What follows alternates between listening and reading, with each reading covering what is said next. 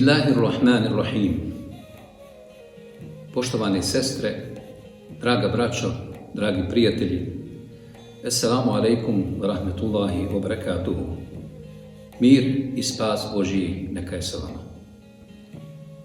Nadam se da ste dobro i zdravo i da ste se već navikli na usamljenost i izolaciju, da vam to više ne predstavlja problem.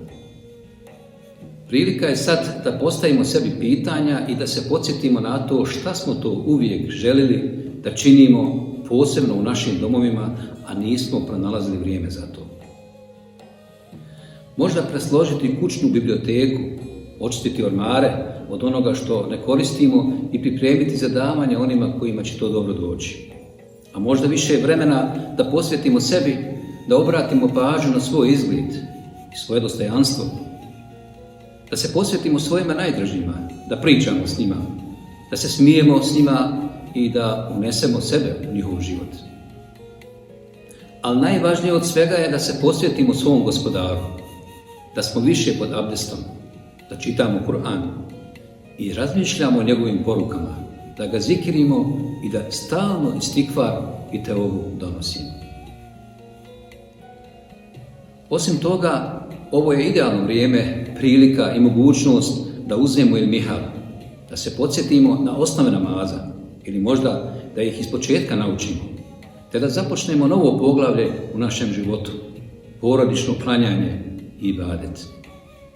Oni koji ne poznaju arapsko pismo mogu naučiti njegove osnove i dočekati, ako Bog da, Ramazan na najbolji mogući način, početkom učenja Kur'ana. Prilika je da svaki dan uvedemo zikr, spominjanje Allaha dželešanu ili neki od dobrovoljnih ibadeta i nafila poput noćnog namaza. Prilika je da treniramo da svaki dan 100 puta donesemo istikvar izgovarajući Estagfirullah, oprosti mi Gospodaru, ili 2 riječi najdraže našem Gospodaru, Subhanallahi wa bihamdihi, slavljen neka si Gospodaru i tebi hvala, Subhanallahi al-azim.